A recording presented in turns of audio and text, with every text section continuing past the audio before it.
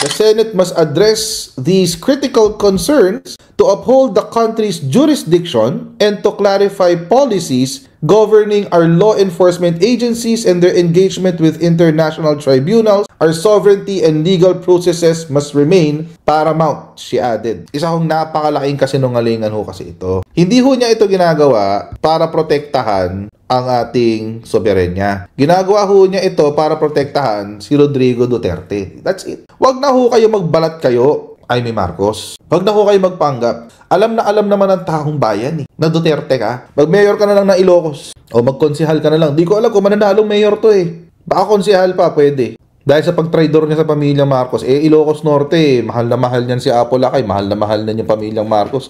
Tapos ikaw, kumontra ka kay Marcos. Just stupid. Ito si Amy Marcos, mga kotsero. Ilang beses niya sinasabi, wala daw siyang kakampihan. Dati ganyan siya eh. Pero alam naman natin kung sino talaga yung kinakampihan niya. And it seems, this time, mga kotsero, so kung nung panahon na sa alyansa, sa pagkasenador, di ba nalan yung campaign rally na nandun siya?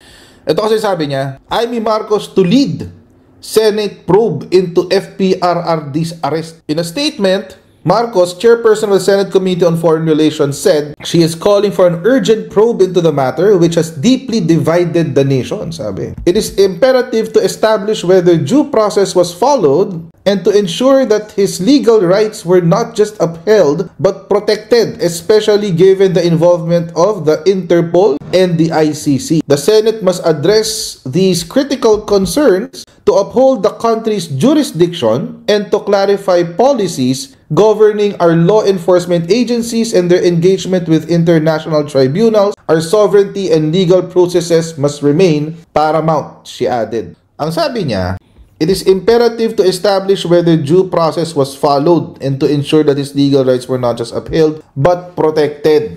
Ginawa mo ba ito sa lahat ng inaresto ng isang international body? Alam niyo mga kotsero, para kasi sa akin, isa hong napakalaking kasinungalingan ho kasi ito. Hindi ho niya ito ginagawa para protektahan ang ating soberenya. Ginagawa ho niya ito para protektahan si Rodrigo Duterte. That's it. Wag na ho kayo magbalat kayo, Amy Marcos. Wag na ho kayo magpanggap. Alam naman ng taong bayan na Duterte ka. Hindi ho ito, mga kotsero, ang huling beses na kumontra siya sa ginagawa ng administrasyon. Kung tutuusin nga, itong si Amy Marcos, opposition na to eh. Feeling ko lang, kaya hindi siya lumilipat ng opposition kasi nga, umaasa siya na iboboto pa rin siya ng mga loyalista. Alam nyo, mga kotsero, lalo na po sa mga loyalist, ilaglag nyo na ho si Amy Marcos.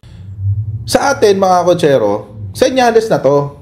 Itong ginawa ni Amy na to sa ating mga loyalist. Dapat ito ay senyales na sa atin na kahit Marcos si Amy, ilaglag na natin siya. Kasi hindi po ito ang first time. Isa-isahin ko lang ha. Ulitin ko lang, papakita ko lang sa inyo. Hindi pa ito yung kalahat sa hindi pa ito yung pangkalahatan. Ito ay yung ilan sa mga pagkakataon kung saan si Amy ay naging oposisyon sa Marcos administration. Una, impeachment ni Sara Duterte. Sinabi ko nga ayoko talaga ng gulo ng impeachment ng ICC sa kabila yung ginawa sa kapatid ko. Kunyari lang yan. Ayoko ng gulo. Sabi niya, Marcos said she was ballistic and was really angry about the impeachment of Duterte. Pagkatapos last night namin, tsaka darating, anong pakay nun? Alam naman nila, hindi na mahahabol yan. Ibig sabihin, manggugulo lang. Kasi hindi na, wala na, tapos na. Bakit ngayon? Bakit ngayon lang? Anong ibig sabihin nun? Tapos, let's say mga kotsero, even if matuloy ang impeachment, etong statement niya na to ay nagpapatunay na kahit matuloy ang impeachment court, iboboto niya na i-acquit si Sara Duterte. Ngayon pa lang, alam na natin kung saan siya boboto. Hindi pa niya nakikita yung ebidensya, hindi pa niya nakikita yung mga kabalbalan ng confidential. May mga bagong pangalan, di ba? Nakita nyo? May Pangus Amting pa. Senator Marcos rejected the impeachment complaint against Duterte. Ano reaction ni Sara? Okay. When asked to comment on Senator Marcos' statement, sabi ni Sara, bakit kaya? Laka na, nilaglag ka na ng DDS, nilaglag ka pa ng loyalista. Saan ka ngayon pupulutin? Tira nyo, wala siya sa survey. Sa kahit saang survey, sa Pulse Asia, nag-number 1 si Bongo, wala si Amy sa top 12. Itong sa Okta, itong very recent, number 1 si Erwin, nandun si Bongo, nandun si Willie, nandun si Bato, si Amy wala. Bakit? Nilaglag siya ng dalawang kampo. Senator Amy, kung umaabot man sa itong video na to, Daryl, parating mo kay Amy to. Hindi kasi pwede na pumili ka ng dalawa. pumili ka pa, ang pinili mo pa yung talunan. Anyway, hindi siya ngayon pinansin. So wala na siya sa nilaglag na siya. O ngayon, magbabakasyon ka ng 3 taon. Sure na yan, hindi naman nanalo yan si Amy. Magbakasyon ka ngayon ng 3 taon, bumalik ka sa Ilocos Norte, mag-governor ka na lang, mukhang hanggang dyan na lang aabutin mo ngayon. Mas maganda pa nag-full-blown DDS siya. At least, pumili siya ng isa. Sinuka ka ng DDS, sinuka ka ng mga loyalista. O saka ngayon pupulutin. Mag-mayor ka na lang ng mas mababa pa sa governor eh.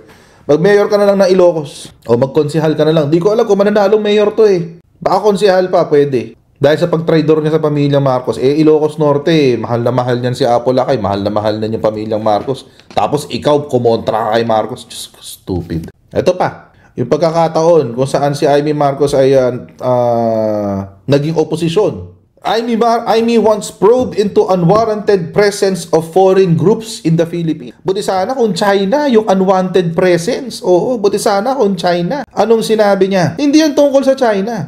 Tungkol yan sa ICC. In her proposed Senate Resolution number 927, Marcos particularly mentioned the International Criminal Court and the United Nations. Oh my God. Really? Kung yung mga organisasyon na pinaglalaban ang demokrasya sa buong mundo, yun ang ayaw mong pumasok sa Pilipinas. Akala ko nung una sinasabi niya, ay wait lang, wag natin papasukin ang China. Wag natin papasukin ang China. Espiya ang China. Oo, espiya yan. Hindi China, ICC tsaka UN. Ganda mo, te. Sa gabal alam nyo ito, lahat ng kumakampi sa mga Duterte sa gabal sa progreso. Maniwala kayo. Sa gabal kayo sa progreso, totoo lang. Kayo yung dahilan kung ba't di umaasenso ang bansa. Ito pa, ICC, di ba? Pinag-uusapan yung war on drugs. Anong sabi ni Amy Marcos tungkol sa war on drugs? Amy tells House, yung House of Representatives, kasi may Quadcom let the courts decide on drug war allegations. Bakit naghihiring? Bakit naghihiring sa sa Kamara de Representante? Bakit in aid of legislation yung paghihiring ng war on drugs na yan? Dahayaan nyo ang korte. Ayan na, nasa ICC na, nasa International Criminal Court. Ano ngayon ang gagawin mo? Kokontrahin mo naman yung sa ICC? Tipaklong talaga, Amy Marcos. Maging consistent kayo, maging consistent ka, Amy Marcos. Well, ngayon at least alam na natin kung kanino siya nag-iinit. Nag-iinit siya sa mga Duterte. Definitely. So Duterte yan sa Amy Marcos. Duterte yan. I'm sure kung buhay si Apo Lakay, napatukan ka nun. Sabihin sa'yo nun, bakit mo Ako nga wala akong human rights abuses Ako wala akong human rights abuses. Inaakusahan lang ako nun. Tapos ikaw, poprotektahan mo yung tao na gumawa mismo ng ganun. O, ito pa. Speaking of pakikialam daw ng mga foreign groups. Oo, sabi ni Amy Marcos. Nakikialam daw ang ICC sa Pilipinas. O, ito. EDCA. Bakit niya ginawa yan? Para ipakita sa mga DDS na, tingnan nyo, ipinaglalaban ko yung China dahil mahal na mahal ni Rodrigo Duterte yung China di ba? Sabi nga ni Rodrigo Duterte, I love Xi Jinping. O sino ngayon ang sumuka kay Rodrigo Duterte? Di ba isinuka siya ng China? Hindi siya pinag-asylum sa China nung lumabas yung warrant of arrest sa Interpol. Nagmakaawa siya sa Hong Kong. Nagninuhod si Rodrigo Duterte, papasukin niyo po ako ng China, ayoko pong maaresto. Anong sabi sa kwento? Anong sinasabi sa Intel? Sinabi to ni Attorney Larry Gadon. Anong sinabi sa Intel? Hindi siya tinanggap ng China. So ang gusto mo, protektahan yung polisiya ni Rodrigo Duterte ng palpak. Mukha naman kasi doon nagkaroon ng insidente sa Ayungin, pinapalabas pa niya nakasalanan ng Pilipinas. Bisit ako sa hearing na to.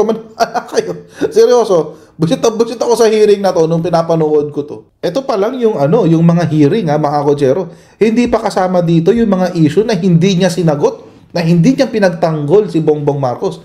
Issue ng droga, yung pagda-drugs ni PBBM. Nagsalita ba si Amy Marcos? Issue ng PIDEA leaks. Nagsalita ba si Amy Marcos? Issue ng Pulburon video. Lantarang peke yun. Mga kotsero, lantarang peke yun. Pero nagsalita ba si Amy Marcos? Hallmarks of a traitor.